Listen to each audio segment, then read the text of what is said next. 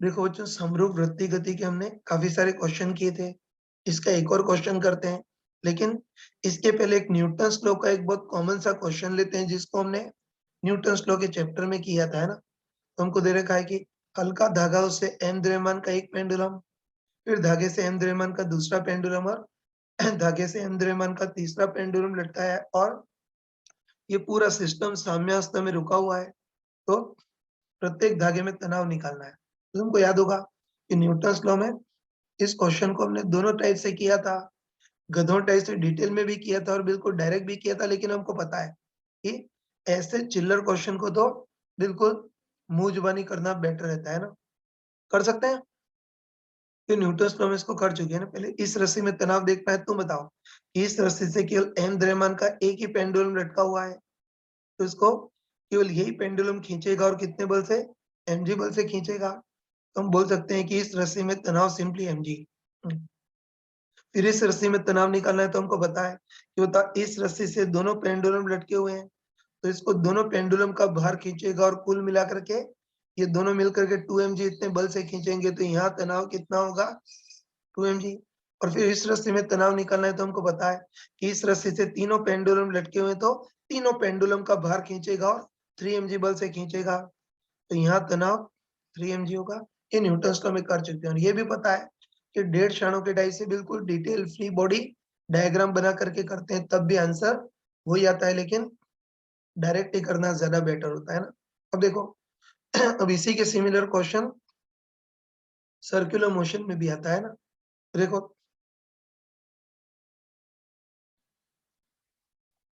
ये तो same question circular motion में भी आता है, वो देख लेना है ना। तो हमको दे रखा है कि अक्ष है और एल लंबाई के धागे से एम द्रव्यमान का एक पेंडुलम जुड़ा है, फिर एल लंबाई के धागे से एम द्रव्यमान का दूसरा पेंडुलम और एल लंबाई के धागे से एम द्रव्यमान का तीसरा पेंडुलम जुड़ा है। हाँ, और इन तीनों पेंडुलम को, हाँ, तीनों पेंडुलम को बिल्कुल स्मूथ क्षैतिज टेबल पर रखा, और हमको पता है कि स्मूथ क्षैतिज टेबल पे रखेंगे तो mg का कोई प्रभाव नहीं आएगा। सिंपल शब्दों में तो बोल सकते हैं कि जो mg है वो टेबल की सतह को दबाने में ही चला जाएगा, या पढ़े लिखों की लैंग्वेज में बोल सकते हैं कि mg जो है वो नॉर्मल रिएक्शन से कैंसिल हो जाएगा। तो कहने की जरूरत नहीं है। इन तीनों पेंडुलम को बिल्कुल स्मूथ क्षैतिज टेबल पे रखा है, तो इस बार mg का कोई प्रभाव नहीं आएगा, है ना। अब देखो, इन तीनों पेंडुलम को इस अक्ष से सापेक्ष ओमेगा कोणीय वेग से घुमा रहे हैं, और हमको पता है कि बता, तीनों पेंडुलम बराबर कोण घूमेंगे। बराबर कोण घूमेंगे मतलब तीनों का कोणीय वेग तो समान होगा, लेकिन अक्ष से दूरी अलग अलग है, तो रेखीय वेग सबका अलग अलग होगा, है ना। तो कहने की जरूरत नहीं है ना। वही कि इन तीनों पेंडुलम को इस अक्ष से सापेक्ष ओमेगा कोणीय वेग से घुमा रहे हैं। बस हमको देखना है कि ओमेगा कोणीय वेग से घुमाए तो हर एक रस्सी में तनाव कितना होगा, वो देखना है। कर सकते हैं ना। तो वही अपना तरीका है ना, उसी तरीके से करेंगे। तो बस आराम से बताओ कि इस पूरे सिस्टम को अक्ष के सापेक्ष ओमेगा कोणीय वेग से घुमा रहे हैं, तो वही बताओ। रोटेटिंग फ्रेम से देखेंगे ना, तो रोटेटिंग फ्रेम से देखेंगे तो हर एक पेंडुलम पर बाहर की ओर फेंकने वाला अपकेंद्री बल अनुभव होगा।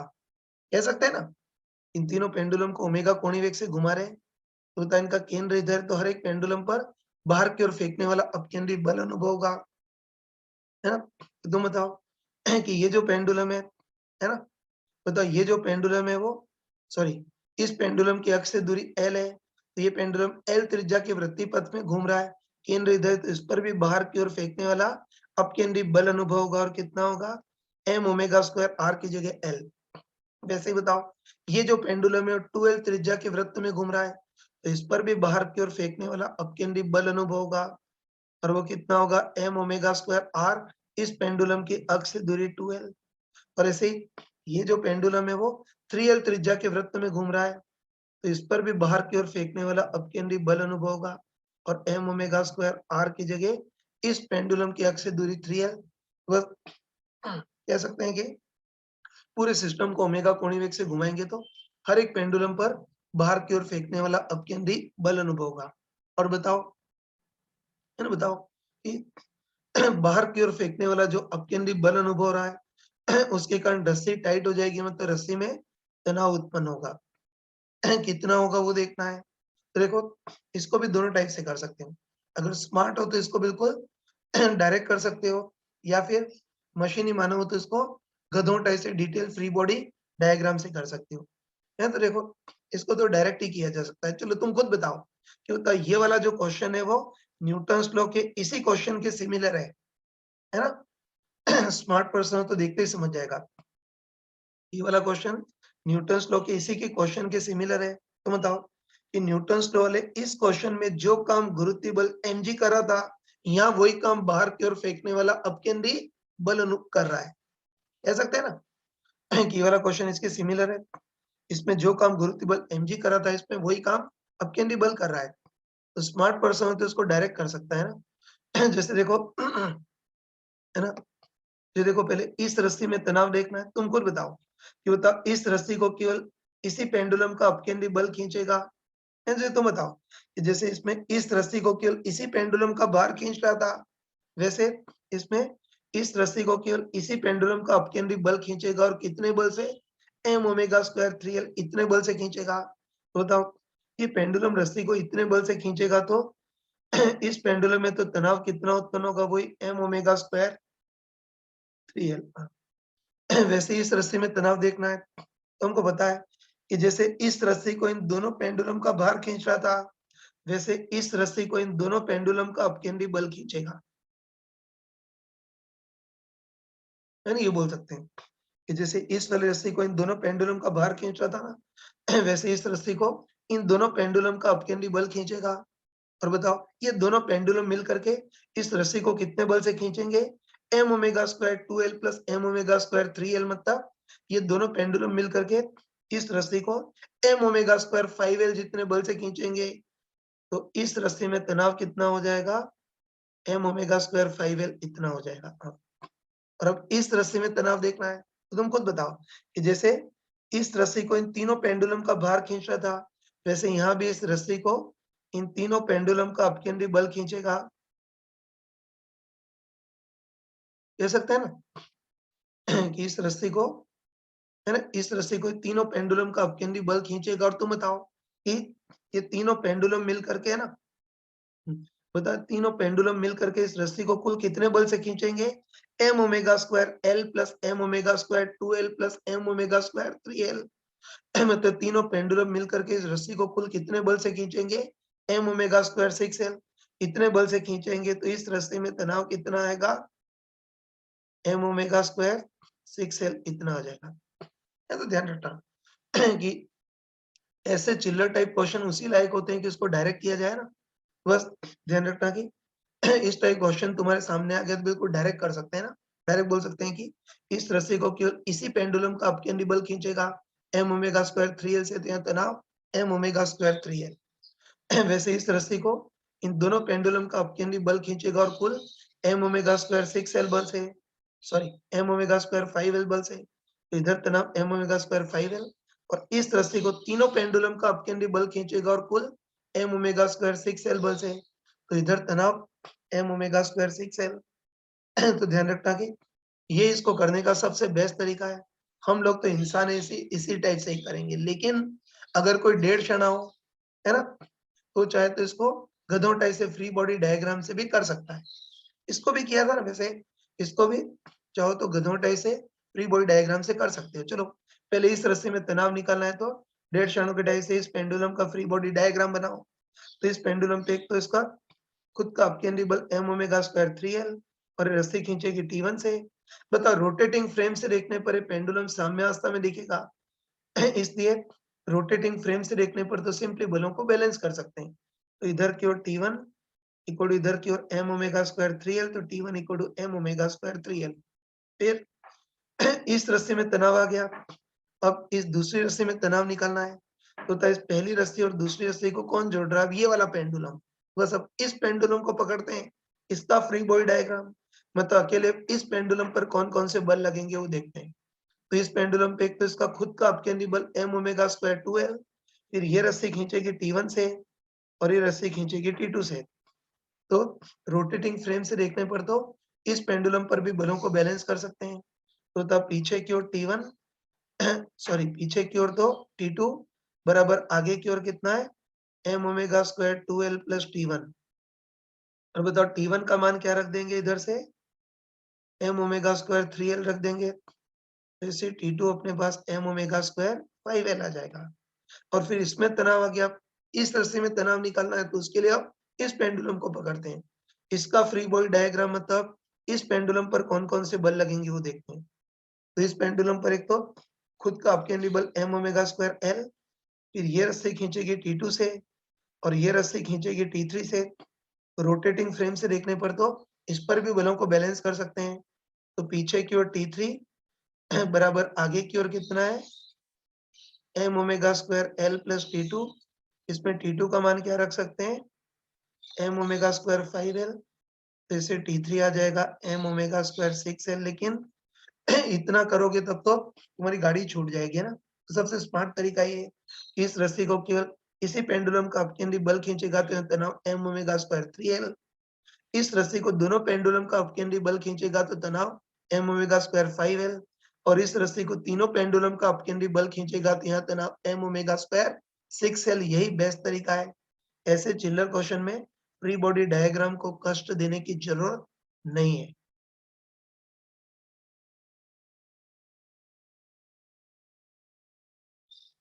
देखो बच्चों, अभी जो क्वेश्चन किया था तो उसमें तो रस्सी से जुड़े केवल 3 पेंडुलम ही घूम रहे थे, लेकिन कई बार ऐसे केस होते हैं जिसमें पास-पास सटे अनंत पार्टिकल घूमते हैं, मतलब पूरी-पूरी कंटीन्यूअस छड़ को ही घुमा रहे होते हैं।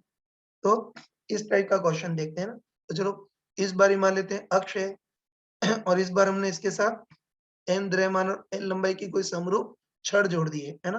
और चलो इस छड़ को भी इस अक्ष सापेक्ष ओमेगा कोणीय वेग से बहुत तेजी से घुमा रहे हैं।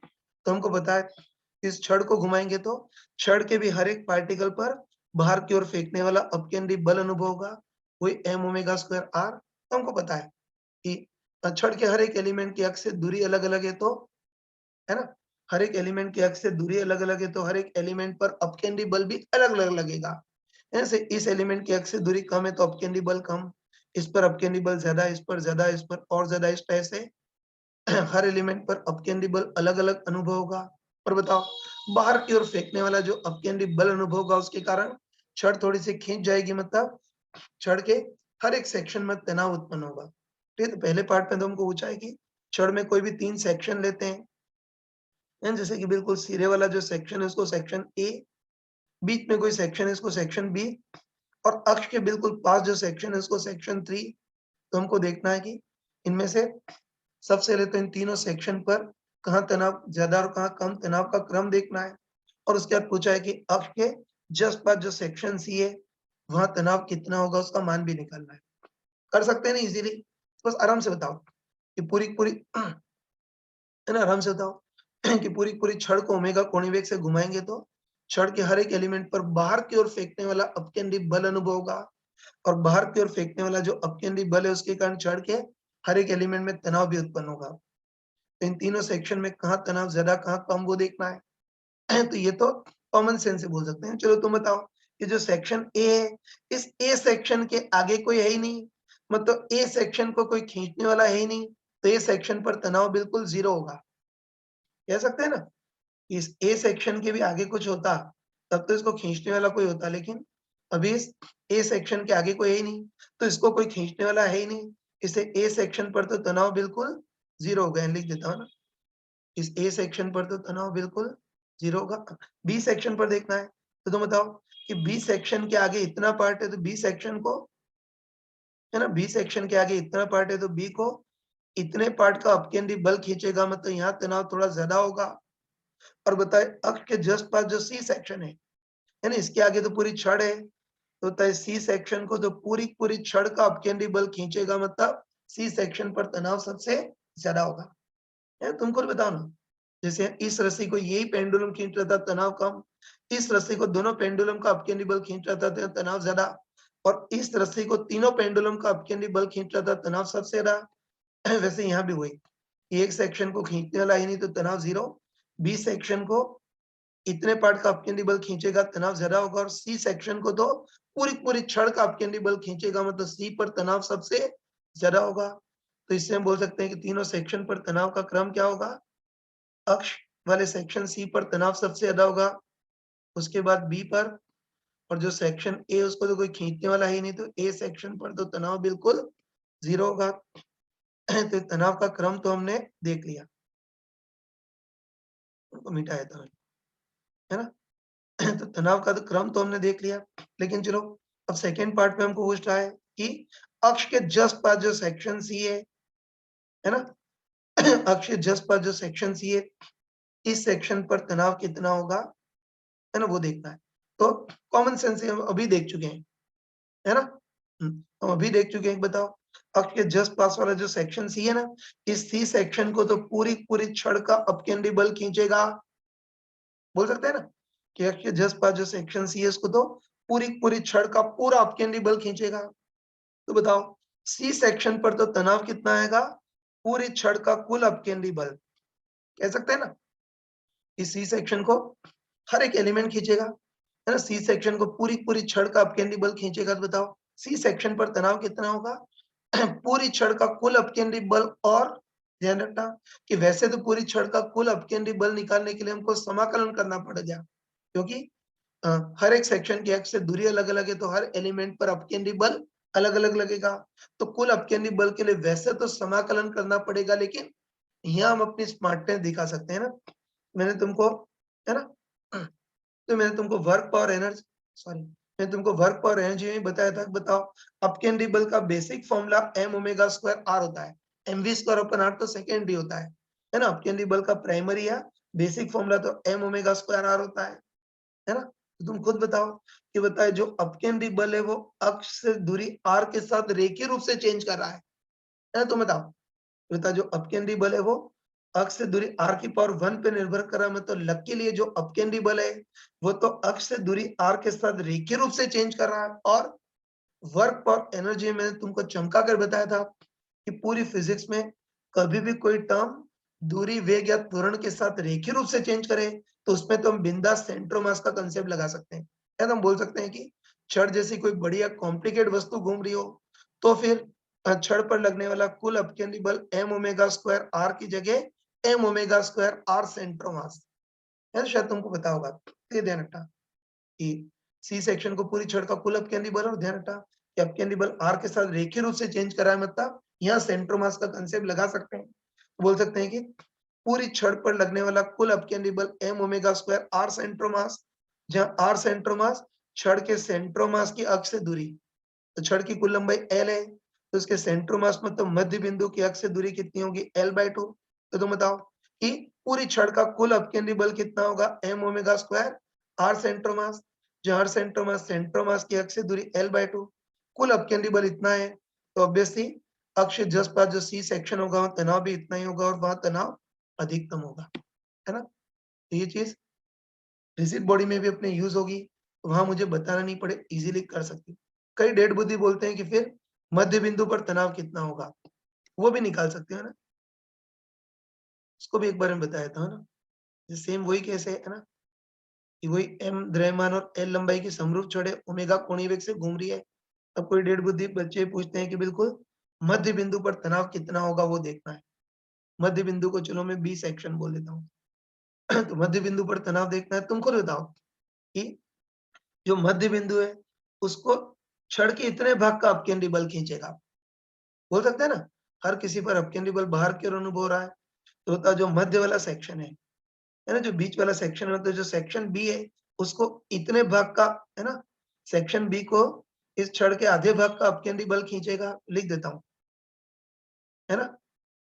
तो द सेक्शन बी को ये छड़ के आधे भाग का अपकेंद्री बल खींचेगा। और तुम बताओ कि छड़ के आधे भाग पर भी लगने वाला कुल अपकेंद्री बल m ओमेगा स्क्वायर r सेंट्रोमास लिख सकते, शायद कंफ्यूजन नहीं होगा, है ना? तो ध्यान रखना, जो मध्य वाला सेक्शन जो बी है उसको छड़ के आधे भाग का अपकेंद्री बल खींचेगा। और तुम बताओ कि छड़ के इस आधे भाग पर भी कुल अपकेंद्री बल m ओमेगा स्क्वायर r सेंट्रोमास, तो होता m तो इस आधे भाग का द्रव्यमान, तो आधे भाग का द्रव्यमान m/2 omega square into r सेंट्रोमास क्या होगा, इस आधे भाग के सेंट्रोमास की अक्ष से दूरी। तो तुम बताओ कि आधे भाग की कुल लंबाई l/2 है, तो बताओ आधे भाग का जो सेंट्रोमास होगा, है ना? चलो मैं उधर से ही कर लेता हूँ। है, तो बताओ कि इस आधे भाग की कुल लंबाई l/2 है, तो आधे भाग का जो सेंट्रोमास होगा वो यहाँ से भी L/4 और इधर से भी L/4, तो बताओ ये छड़ की कुल लंबाई L है, उसमें से L/4 चली गई, तो आधे भाग का जो सेंट्रोमास होगा उसकी अक्ष से दूरी कितनी होगी? L माइनस L/4 मतलब 3L/4। तो बताओ इस आधे भाग पर कुल अपकेंद्री बल M की जगह आधे भाग का द्रव्यमान M/2 ओमेगा स्क्वायर और सेंट्रोमास इस आधे भाग के सेंट्रोमास की अक्ष से दूरी 3L/4, तो बताओ आधे भाग का कुल अपकेंद्री बल कितना हो जाएगा? M omega square L 3m omega square L/8, बस आधे भाग का कुल अपकेंद्री बल इतना होगा। इतने ही बल से बीच वाले सेक्शन खींचेगा, तो बीच वाले सेक्शन पर तनाव इतना आएगा। ये स्मार्टली तुम कर सकते हो। और रिजिड बॉडी में चीजें आएंगी तो मुझे अलग से बताने की जरूरत नहीं पड़े। सॉरी, यूनिफॉर्म सर्कुलर मोशन के जो भी मैथमेटिकल क्वेश्चन थे वो सब हमने कर लिए। अब आगे बढ़ रहे हैं। अब इसमें कुछ प्रैक्टिकल क्वेश्चन आते हैं जिसका सिविल इंजीनियरिंग में भी यूज होता है। ठीक है, जैसे मान लेते हैं कि कोई गाड़ी है। ये मान लेते हैं कोई गाड़ी है जो किसी सर्कुलर रोड पर v की कांस्टेंट स्पीड से मूव कर रही है। आवाज आ रही है ना? ठीक है, तो मान लेते हैं कि कोई गाड़ी है जो सर्कुलर टर्न पर v की वेलोसिटी से मूव कर रही है। तो हमको प्रैक्टिकली पता है कि बताओ कोई भी गाड़ी सर्कुलर टर्न पर मूव कर रही हो तो उस पर बाहर की ओर फेंकने वाला सेंट्रीफ्यूगल फोर्स फील होगा। कह सकते हैं ना? Yes sir. कोई यस सर। कि कोई गाड़ी सर्कुलर टर्न पर मूव कर रही हो तो उस पर बाहर की ओर फेंकने वाला सेंट्रीफ्यूगल फोर्स फील होगा और उसके कारण गाड़ी बाहर की ओर फिसल सकती है ना, और बाहर की ओर फिसल जाएगी तो एक्सीडेंट हो सकता है। बस हमको सर्कुलर टर्न पर गाड़ी को बाहर फिसलने से रोकना है। सही है ना? तो हमको सर्कुलर टर्न पर गाड़ी को बाहर की ओर फिसलने से रोकना है, तो उसके लिए हम क्या-क्या प्रोविजंस यूज कर सकते हैं वो देखते हैं। ठीक है, तो इसमें हम 3 केस लेते हैं। पहले केस में मान लेते हैं कि गाड़ी को फिसलने से रोकने के लिए हम ओनली फ्रिक्शन का यूज कर रहे हैं, मतलब रोड और टायर के बीच सरफेस रफ यूज कर रहे हैं। तब गाड़ी को मैक्सिमम कितनी वेलोसिटी पार करा सकते हैं वो देखेंगे।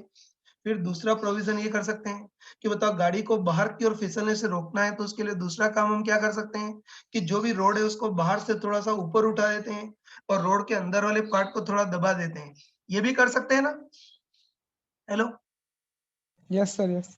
ये तो बाहर की ओर फिसलने से रोकने के लिए दूसरा काम ये कर सकते हैं कि रोड का जो बाहर वाला पार्ट है उसको थोड़ा ऊंचा रखते हैं और अंदर वाले पार्ट को थोड़ा नीचा करते हैं। इस टाइप का रोड यूज करते हैं और बाहर वाले पार्ट को ऊंचा और अंदर वाले पार्ट को नीचा जो करते हैं उसको रोड की बैंकिंग बोलते हैं। तो दूसरा ये कर सकते हैं कि हम बैंकिंग का यूज कर सकते हैं। और तीसरा और सबसे बेस्ट तरीका है कि हम बैंकिंग और फ्रिक्शन दोनों का यूज कर सकते हैं।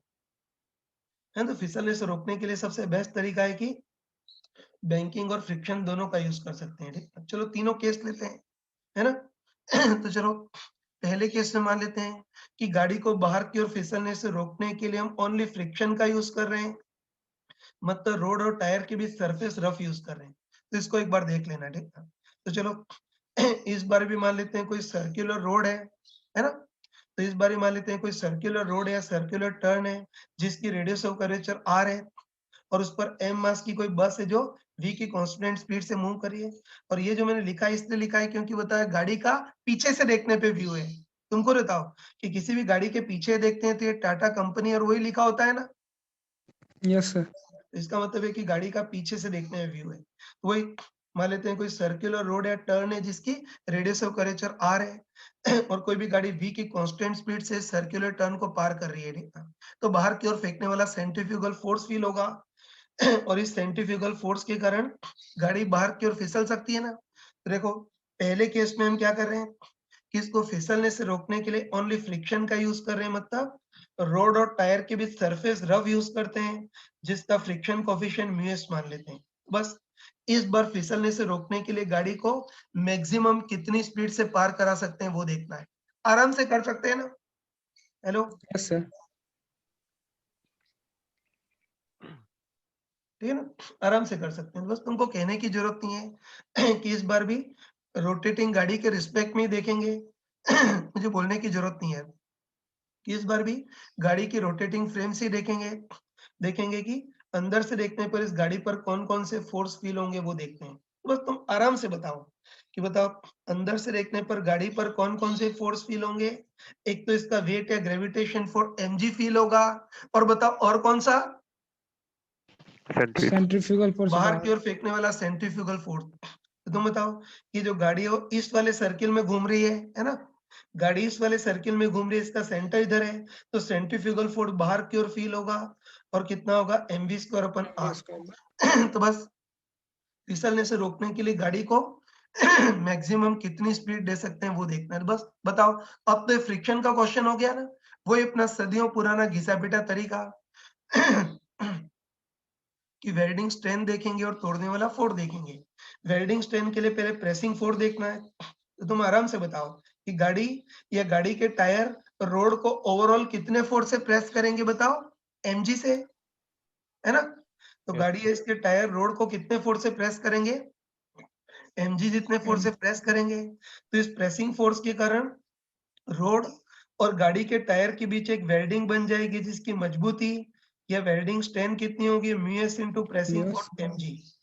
और तोड़ने वाले फोर्स का काम कौन करेगा, सेंट्रीफ्यूगल फोर्स। बताओ, ये जो सेंट्रीफ्यूगल फोर्स है वो सरफेस के पैरेलल है ना, ये तोड़ने का काम करेगा। तो बस इस बार हमको फिसलने से रोकना है। तो बताओ, फिसलने से रोकने के लिए तोड़ने वाला फोर्स इनसफिशिएंट मतलब वेल्डिंग स्ट्रेंथ से कम होना चाहिए। तो तुम बताओ कि तोड़ने वाला फोर्स कितना है, mv²/r। ये इनसफिशिएंट होना चाहिए मतलब less than equal to welding strength mu s into mg। m से m कैंसिल हो गया, तो सॉल्व करेंगे तो v less than equal to root mu s rg इतना आ गया।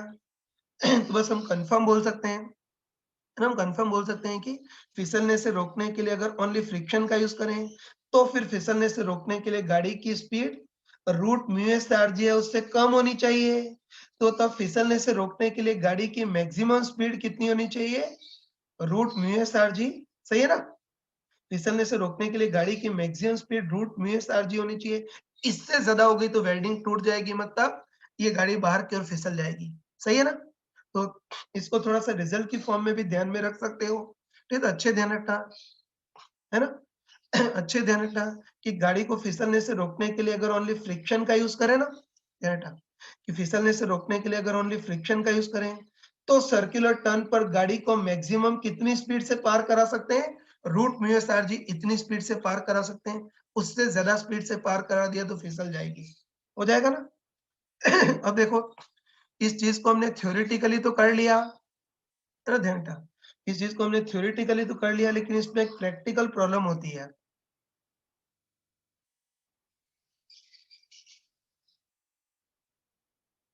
हाँ, सॉरी, ठीक है, ध्यान रखना कि इसको हमने थ्योरेटिकली तो कर लिया, लेकिन इसमें एक प्रैक्टिकल प्रॉब्लम होती है। ठीक है, तो ध्यान रखना तुम। ठीक है, अभी हमने देखा कि फिसलने से रोकने के लिए ओनली फ्रिक्शन का यूज करें तो फिर गाड़ी को मैक्सिमम कितनी स्पीड से पार करा सकते हैं, रूट म्यूएस आरजी। और अगर म्यूएस आरजी इन सब की प्रैक्टिकल वैल्यूज रखें तो ये maximum speed 3 kilometre per our या 4 किलोमीटर पर आवर ऐसी कुछ होती है। ठीक है, तो इससे हम क्लियरली बोल सकते हैं कि बताओ, अगर फिसलने से रोकने के लिए ओनली फ्रिक्शन का यूज करें तो फिर सर्कुलर टर्न पर गाड़ी को बहुत ही स्लो स्पीड से पार कराना होगा, मतलब बैलगाड़ी की स्पीड से पार कराना होगा। कह सकते हैं ना? Yes, sir. ये बोल सकते हैं कि अगर फिसलने से रोकने के लिए ओनली फ्रिक्शन का यूज करें, फिसलने से रोकने के लिए ओनली फ्रिक्शन का यूज करें तो फिर सर्कुलर टर्न पर गाड़ी को बहुत स्लो स्पीड से पार कराना होगा, मतलब बिल्कुल बैलगाड़ी की स्पीड से पार कराना होगा। जबकि हम चाहते हैं कि सर्कुलर टर्न पर गाड़ी को काफी ज्यादा वेलोसिटी से पार करा पाए, ये चाहते हैं। तो तुम बताओ कि सर्कुलर टर्न पर गाड़ी को ज्यादा वेलोसिटी से अगर पार कराना हो तो फिर फिसलने से रोकने के लिए फ्रिक्शन काफी नहीं है। तो ध्यान रखना कि सर्कुलर टर्न पर गाड़ी को ज्यादा वेलोसिटी से पार कराना है, तो उसके लिए अब हम दूसरा प्रोविजन यूज करेंगे, बैंकिंग। है, तो ध्यान रखना कि सर्कुलर टर्न पर गाड़ी को ज्यादा वेलोसिटी से पार कराना हो तो फिर फ्रिक्शन काफी नहीं होगा, तो उसके लिए दूसरा प्रोविजन यूज करते हैं, बैंकिंग। मतलब उसके लिए हम क्या करेंगे कि रोड का जो बाहर वाला पार्ट है उसको थोड़ा ऊंचा रखेंगे और अंदर वाले पार्ट को नीचा रखेंगे। सही बोला ना? तुम बताओ यार, कि बाहर की ओर फिसलने से रोकना है तो तब बाहर की ओर फिसलने से रोकने के लिए क्या करेंगे, बाहर वाले पार्ट को ऊंचा और अंदर वाले पार्ट को नीचा रख देंगे, तो ये बाहर की ओर फिसलने से रुक जाएगा।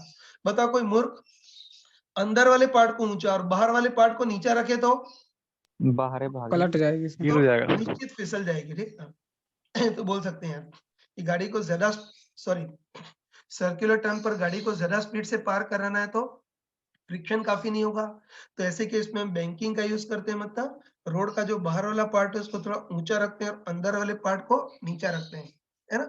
और ये बैंकिंग एंगल थीटा मान लेते हैं। ठीक है ना? तो यही मान लेते हैं ठीक है। तो सेकेंड केस में, फर्स्ट केस में ओनली फ्रिक्शन का यूज कर रहे थे ना, तो सेकेंड केस में हम मानते हैं कि गाड़ी को फिसलने से रोकने के लिए हम ओनली बैंकिंग का यूज कर रहे हैं, मतलब रोड के बाहर वाले पार्ट को ऊंचा और अंदर वाले पार्ट को नीचा रखते हैं और ये बैंकिंग एंगल थीटा मान लेते हैं, ठीक है। अब इसके ऊपर भी गाड़ी है जो v की कांस्टेंट स्पीड से मूव कर रही है, तो हमको देखना है कि फिसलने से रोकने के लिए फ्रिक्शन का बिल्कुल यूज न करें, ओनली बैंकिंग का यूज करें, तो फिसलने से रोकने के लिए गाड़ी को कितनी स्पीड देनी होगी वो देखना है। तो इसको भी कर सकते हैं ना? Hello, yes yes sir. Sir. Sir ठीक, तो ओनली बैंकिंग का यूज करें विदाउट फ्रिक्शन ओनली बैंकिंग का यूज करें, तो सर्कुलर टर्न पर इसको कितनी वेलोसिटी देनी होगी वो देखना है। तो यहाँ भी कर सकते हैं, तो मुझे कहने की जरूरत नहीं कि बताओ, इस बार भी हम गाड़ी की रोटेटिंग फ्रेम से ही देखेंगे, है ना वही, इस बार भी गाड़ी की रोटेटिंग फ्रेम से ही देखेंगे। रोटेटिंग फ्रेम से देखने पर इस गाड़ी पर कौन कौन से फोर्स फील होंगे वो देखना है। फटाफट बताओ, ये बताओ, गाड़ी पे एक तो इसका खुद का वेट है ना, तो गाड़ी पे एक तो इसका खुद का वेट या ग्रेविटेशन फोर्स mg फील होगा, और बताओ और कौन सा, बाहर की ओर फेंकने वाला सेंट्रीफ्यूगल फोर्स। तो तुम बताओ, गाड़ी इस वाले सर्कुलर पाथ में मूव कर रही है, इसका सेंटर इधर है, तो सेंट्रीफ्यूगल फोर्स बाहर की ओर फील होगा mv²/r, और एक और फोर्स लगेगा इस सरफेस के कारण धक्का, मतलब नॉर्मल रिएक्शन। लेकिन समझते हैं कि ऐसे चिल्लर टाइप के क्वेश्चन में नॉर्मल रिएक्शन को रिप्रेजेंट करने की जरूरत नहीं है, वो अपने आप निकल जाता है। मेनली ये दोनों फोर्स, चलो तुम देखते ही बताओ कि बताओ दोनों फोर्स पूरे पूरे स्लाइड कराएंगे या इनका एक कंपोनेंट ही स्लाइड कराएगा? Component sir. इनका एक कंपोनेंट ही Component. स्लाइड कराएगा, तो mg के भी कंपोनेंट करते हैं। बताओ, mg का एक कंपोनेंट तो इस इंक्लाइन के पैरेलल और एक इस सरफेस के परपेंडिकुलर। सेंट्रीफ्यूगल फोर्स के भी कंपोनेंट करते हैं, तो था सेंट्रीफ्यूगल फोर्स का भी एक कंपोनेंट तो इस सरफेस के पैरेलल और एक परपेंडिकुलर। mg के कंपोनेंट तो हमको याद है, बता mg का इंक्लाइन के अलोंग कंपोनेंट कितना होता mg है sin थीटा। है ना? याद है कि mg का इंक्लाइन के along component mg sin theta और इंक्लाइन के perpendicular component mg cos theta. अब सेंट्रीफ्यूगल फोर्स के कंपोनेंट करने हैं, तो बता ये एंगल थीटा है, तो ये भी सिमिलर एंगल थीटा, इसके साथ एंगल बन रहा है तो mv²/r cos थीटा, और इसके साथ एंगल नहीं बन रहा है तो mv²/r sin थीटा। अब साफ साफ बताओ कि mg cos थीटा और mv²/r sin थीटा, ये दोनों फोर्स सरफेस के परपेंडिकुलर है, तो दबाने का काम करेंगे, बाकी स्लाइड कराने में इनका कोई कंट्रीब्यूशन नहीं होगा। बाकी जो mg sin थीटा और mv²/r cos थीटा, ये दोनों फोर्स सरफेस के पैरेलल हैं, तो ये दोनों फोर्स स्लाइड करेंगे। तुम बताओ कि अगर ये वाला फोर्स थोड़ा सा भी ज्यादा हो गया तो ये गाड़ी बाहर की ओर फिसल जाएगी, और ये फोर्स थोड़ा सा भी ज्यादा हो, तुम बताओ, फ्रिक्शन है ही नहीं, है ना, फ्रिक्शन है ही नहीं, मतलब ये फोर्स थोड़ा सा भी ज्यादा हो गया तो गाड़ी बाहर की ओर फिसल जाएगी, और ये वाला फोर्स थोड़ा सा भी ज्यादा हो गया तो गाड़ी अंदर की ओर फिसल जाएगी। तो बताओ, इस बार फिसलने से रोकने के लिए ये बाहर और अंदर वाले फोर्स एग्जैक्टली बैलेंस होने चाहिए। सही बोला ना? Yes yes sir. सर। तो फिसलने से रोकने के लिए दोनों फोर्स एग्जैक्टली बैलेंस होने चाहिए। तो बताओ ये कितना है, mv²/r cos थीटा, और इधर की ओर mg sin थीटा, दोनों एग्जैक्टली बैलेंस होने चाहिए। सॉल्व कर लोगे ना, m से m कैंसिल हो गया, तो इसको सॉल्व करेंगे तो v कितना आ जाएगा, √rg RG tan tan theta, theta. है ना? तो बस हम बोल सकते हैं कि अगर फिसलने से रोकने के लिए अगर ओनली बैंकिंग का यूज करें तो फिर फिसलने से रोकने के लिए गाड़ी को एग्जैक्टली √rg tan थीटा इतनी स्पीड देनी होगी। तो पहली प्रॉब्लम तो सॉल्व हो गई। अब सर्कुलर टर्न पर गाड़ी को ज्यादा स्पीड से भी पार करा सकते हैं, है ना? ज्यादा स्पीड से पार करें तो बैंकिंग एंगल ज्यादा रखेंगे, तो ज्यादा स्पीड से भी पार करा सकते हैं। तो बताओ, बैंकिंग का यूज करने से पहली प्रॉब्लम तो सॉल्व हो गई, लेकिन एक दूसरी प्रॉब्लम क्रिएट हो जाएगी, है ना? तुम खुद बताओ कि अगर फिसलने से रोकने के लिए फ्रिक्शन बिल्कुल यूज ना करें, ओनली बैंकिंग का यूज करें, तो फिसलने से रोकने के लिए दोनों फोर्स एग्जैक्टली बैलेंस होने चाहिए, मतलब फिसलने से रोकने के लिए इसकी speed exactly √rg tan theta होनी चाहिए। जैसे मान लेते हैं कि √rg tan थीटा की वैल्यू रखी तो 30 km/h आ गई, तो हम बोल सकते हैं कि और ओनली बैंकिंग का यूज करें तो फिसलने से रोकने के लिए सर्कुलर टर्न पर गाड़ी को एग्जैक्टली 30 km/h वेलोसिटी देनी पड़ेगी, है ना? बताओ, इससे थोड़ी सी भी ज्यादा हो गई, 30.1 हो गई, तो ये वाला फोर्स ज्यादा हो जाएगा, गाड़ी बाहर की ओर फिसल जाएगी, और थोड़ी सी भी कम हो गई, मतलब 29.9 हो गई, तो अब ये वाला कंपोनेंट ज्यादा हो जाएगा, अंदर की ओर फिसल जाएगा। ये ध्यान रखना कि ओनली बैंकिंग का यूज करें तो सर्कुलर टर्न पर गाड़ी को एग्जैक्टली 30 जितनी वेलोसिटी देनी पड़ेगी। अब बताओ बिल्कुल एग्जैक्ट वेलोसिटी देना पॉसिबल है क्या? No sir. बताओ सर है ना, बताओ स्पीड थोड़ी बहुत तो कम ज्यादा हो सकती है।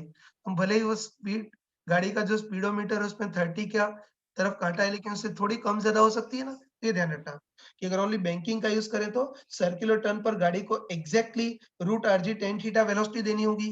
और बताओ गाड़ी को कुछ एग्जैक्ट वेलोसिटी देना पॉसिबल नहीं है, थोड़ा बहुत तो कम ज्यादा होता है, ठीक है ना।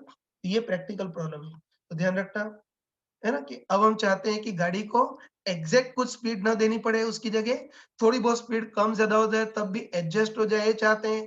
तो उसके लिए अब हम क्या करते हैं कि फिसलने से रोकने के लिए बैंकिंग और फ्रिक्शन दोनों का यूज करते हैं। तुम फीलिंग से बताओ कि बताओ बैंकिंग के साथ साथ अगर फ्रिक्शन का भी यूज करें तो फिर स्पीड थोड़ी बहुत कम ज्यादा हुई तो फ्रिक्शन उसको एडजस्ट कर लेगा। सही बोला ना? यस सर ये यस ध्यान सर। रखना कि बैंकिंग के साथ साथ फ्रिक्शन का भी यूज करें तो स्पीड रूट आरजी 10 टी से थोड़ी कम ज्यादा हो गई तो फ्रिक्शन उसको कंपनसेट कर लेगा, एडजस्ट कर लेगा। चलो अब तीसरा और सबसे बेस्ट केस का यूज कर रहे हैं, तो फिर फिसलने से रोकने के लिए गाड़ी को कितनी स्पीड देनी होगी वो देखते हैं, ठीक है। तो उसके लिए भी सेम वही केस दे रहा हूँ।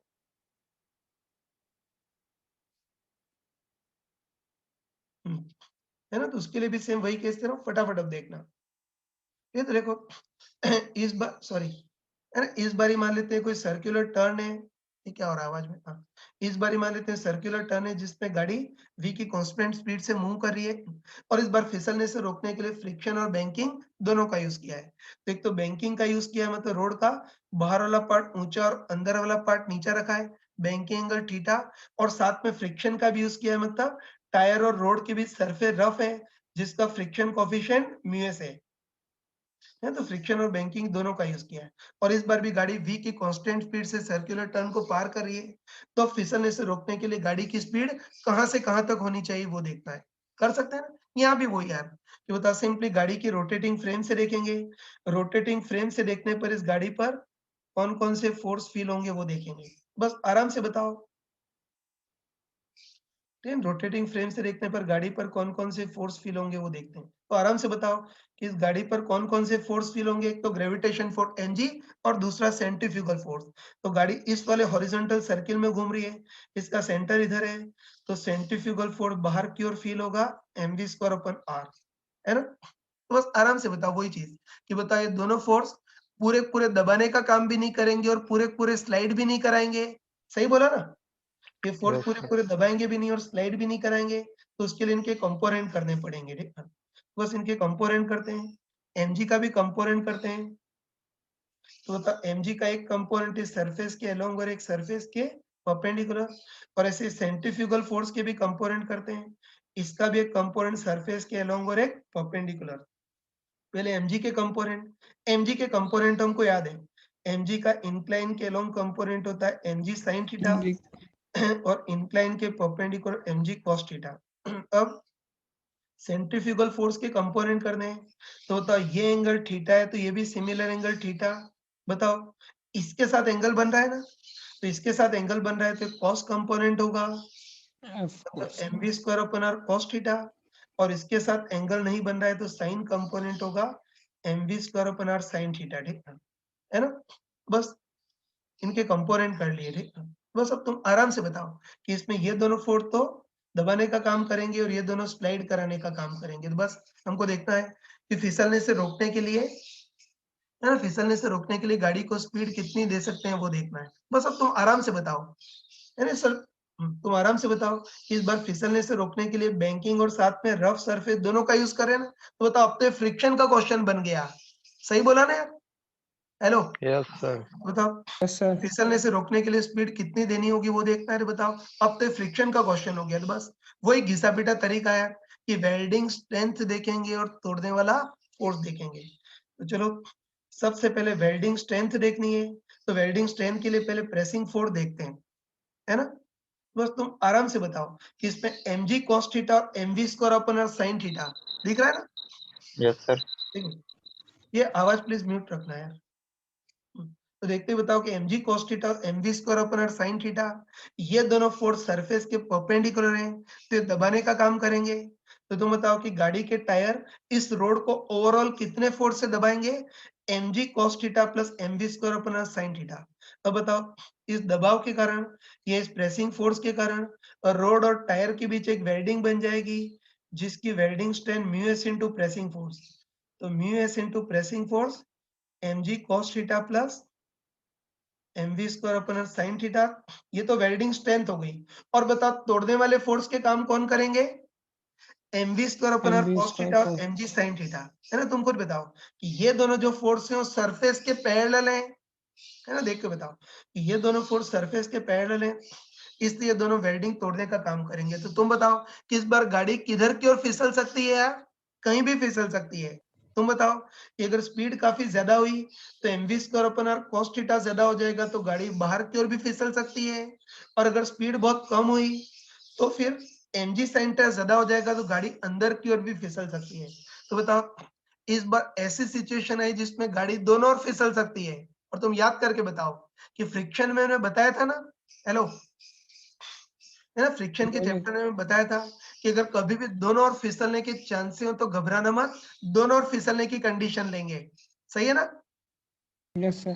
तो ध्यान रखना, इस बार दोनों ओर फिसलने के चांसेस हैं तो घबराएंगे नहीं, दोनों ओर फिसलने की कंडीशन लेंगे। ठीक है, दोनों केसेस को लेंगे।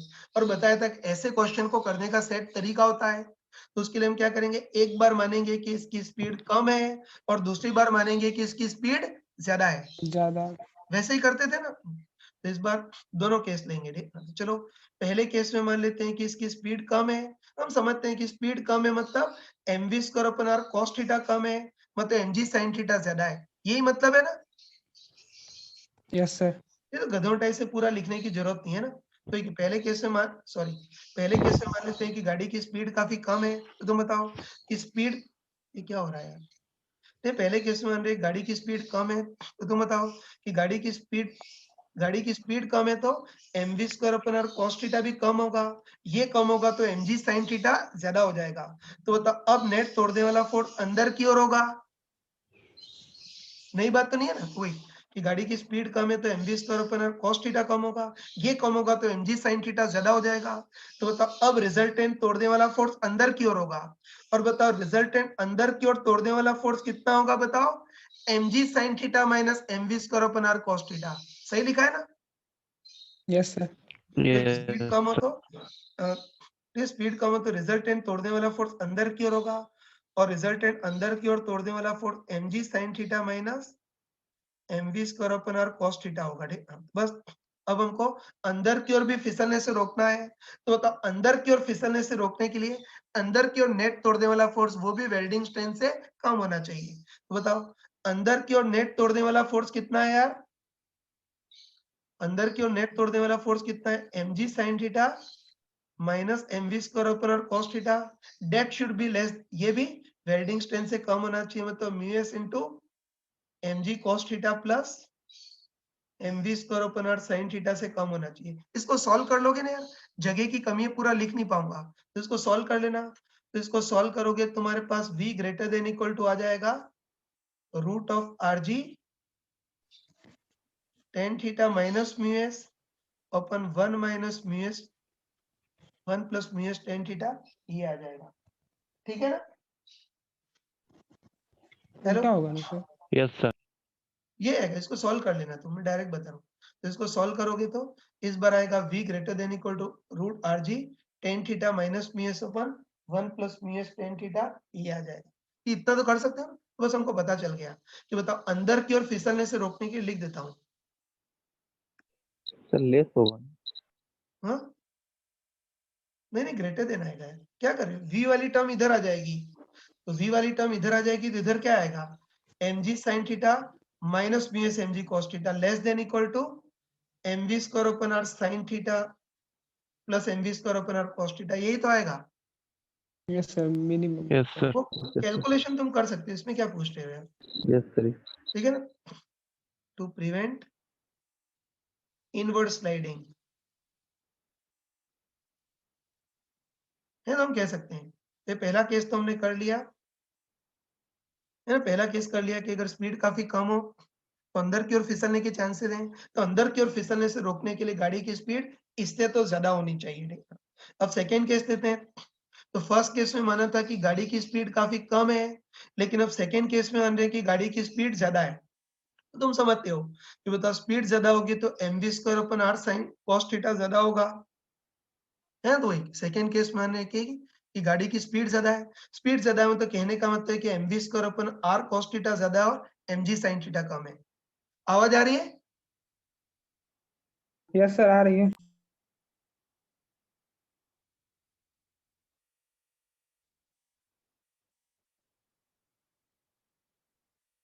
हाँ सॉरी, ठीक है। वही कि फर्स्ट केस में स्पीड कम थी, ये माना था।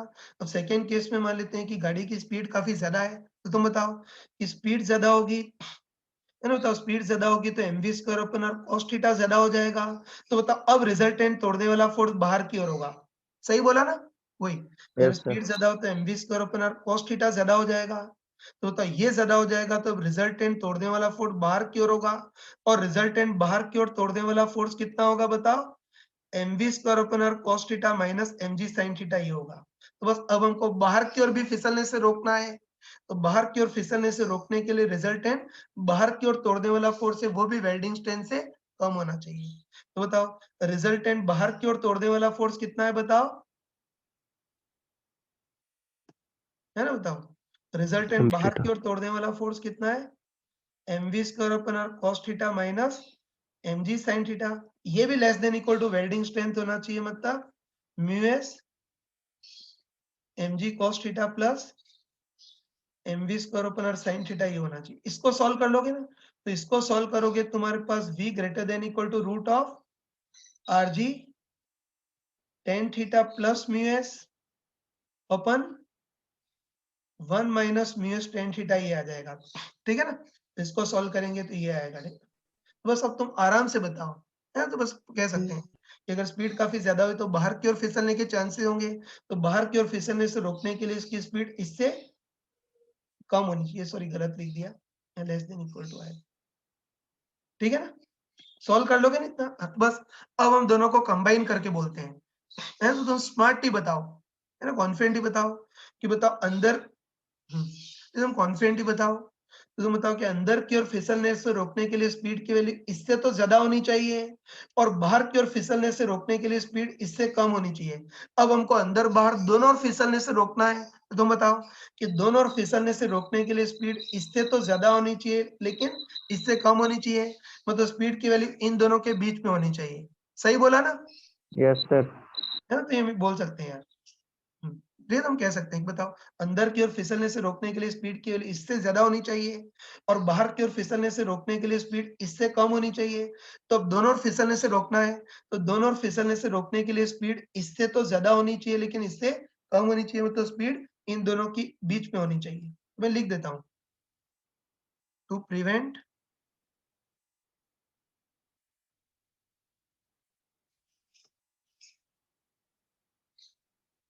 upwards as well as downward sliding,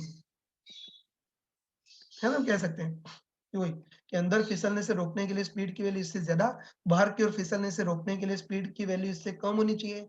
तो दोनों ओर फिसलने से रोकने के लिए स्पीड की वैल्यू इससे ज्यादा लेकिन इससे कम, तो इन दोनों के बीच होनी चाहिए। तो लिख देता हूँ कि दोनों डायरेक्शन में फिसलने से रोकने के लिए, है ना, दोनों डायरेक्शन में फिसलने से रोकने के लिए स्पीड की वैल्यू इसकी और इसके बीच होनी चाहिए, है ना। तो लिख देता हूँ दोनों ओर फिसलने से रोकने के लिए स्पीड की वैल्यू इन दोनों के बीच होनी चाहिए, मतलब रूट ऑफ आर जी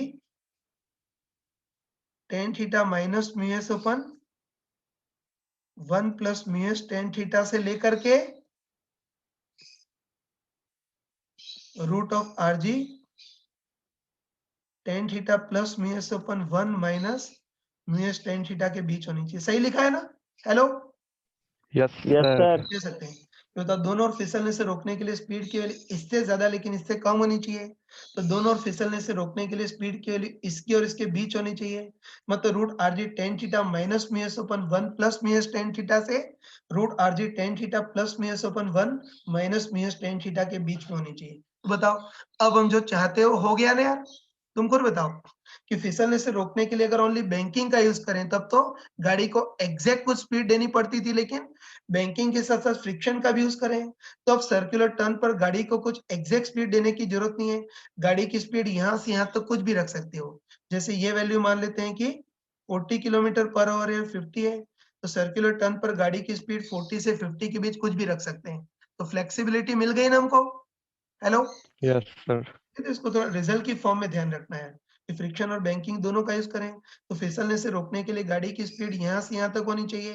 तो बताओ फ्रिक्शन और बैंकिंग दोनों का यूज करें तो फिसलने से रोकने के लिए गाड़ी की मिनिमम स्पीड तो इतनी होनी चाहिए और गाड़ी की मैक्सिमम स्पीड इतनी होनी चाहिए। हो जाएगा ना। अब देखो इसमें एक इंपॉर्टेंट चीज यार, है ना, इसमें एक इंपॉर्टेंट चीज की तुम बताओ कि गाड़ी की स्पीड यहाँ से यहाँ तक कुछ भी रखेंगे, है ना, गाड़ी की स्पीड यहाँ से यहाँ तक कुछ भी रखेंगे तो गाड़ी फिसलने से बच जाएगी, लेकिन अगर अंदर और बाहर वाले कुछ फोर्स बचा तो इस पर स्टैटिक फ्रिक्शन लगेगा और स्टैटिक फ्रिक्शन के कारण पहिया घिस भी सकता है और मुड़ भी सकता है। तो कई बार हमको पूछता है कि फ्रिक्शन और बैंकिंग दोनों का यूज करें तो फिसलने से रोकने के लिए वैसे तो गाड़ी की वेलोसिटी यहाँ से यहाँ तक कुछ भी रख सकते हैं, लेकिन हमको पूछता है कि बैंक की अगर रोड पर गाड़ी की बेस्ट स्पीड कितनी होगी वो पूछता है। सुना तुमने? Yes, sir. बैंक किए गए रोड पर गाड़ी की बेस्ट स्पीड कितनी होगी वो देखना है।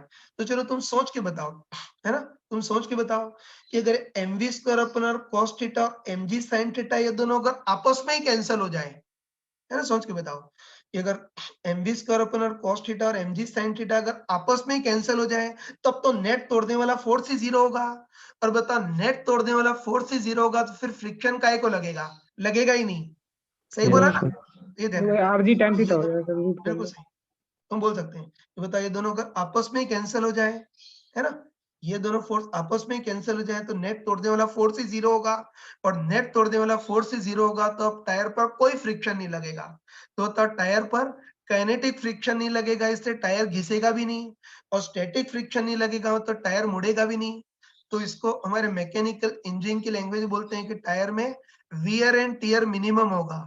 वियर मतलब घिसना और टियर मतलब टूटना है, मुड़ना और मिनिमम होगा, है ना। तो बस ये बोल सकते हैं, है ना। मैं लिख देता हूँ कि अगर दोनों तोड़ने वाले फोर्स आपस में ही कैंसिल हो गए, है ना, दोनों तोड़ने वाले फोर्स मतलब mv square upon cos theta और mg sin थीटा। लिख देता हूँ कि अगर दोनों तोड़ने वाले फोर्स मतलब mv square upon cos theta और mg sin थीटा ये आपस में ही कैंसिल हो गए तो फिर रिजल्टेंट तोड़ने वाला फोर्स जीरो होगा। तो मतलब इस टायर पर कोई फ्रिक्शन नहीं लगेगा। काइनेटिक फ्रिक्शन नहीं मतलब टायर घिसेंगे नहीं, स्टैटिक फ्रिक्शन नहीं मतलब टायर मुड़ेंगे नहीं। तो ऐसे केस में टायर का वियर एंड टियर मिनिमम होगा। तो बता इसको सॉल्व कर लोगे ना, m से m कैंसिल तो सॉल्व करोगे तो v इक्वल टू कितना आ गया, रूट rg tan थीटा, है। तो ये हम बोल सकते हैं कि अगर mv square upon r cos theta और mg sin थीटा आपस में ही कैंसिल हो गए मतलब speed exactly root rg tan theta हो तो बताए दोनों फोर्स आपस में ही कैंसिल हो जाएंगे, रिजल्टेंट तोड़ने वाला फोर्स ही जीरो होगा तो टायर पर कोई फ्रिक्शन नहीं लगेगा, ना तो स्टैटिक फ्रिक्शन ना काइनेटिक फ्रिक्शन। तो इस बार टायर ना तो घिसेंगे और ना मुड़ेंगे, मतलब टायर में वियर एंड टियर मिनिमम होगा, है। तो वियर टियर मिनिमम होगा मतलब बोल सकते हैं कि बैंक किए गए रोड पर गाड़ी की बेस्ट स्पीड कितनी होनी चाहिए, रूट rg tan थीटा। सही बोला ना। yes, sir. तो बस ये ध्यान रखना है कि अगर फिसलने से रोकने के लिए फ्रिक्शन और बैंकिंग दोनों का यूज करें तो वैसे तो फिसलने से रोकने के लिए गाड़ी की स्पीड यहाँ से यहाँ तक कुछ भी रख सकते हैं, लेकिन अगर टायर में वियर एंड टियर मिनिमम करना है तो उसके लिए बैंक किए गए रोड पर गाड़ी की best speed root rg tan theta होती है।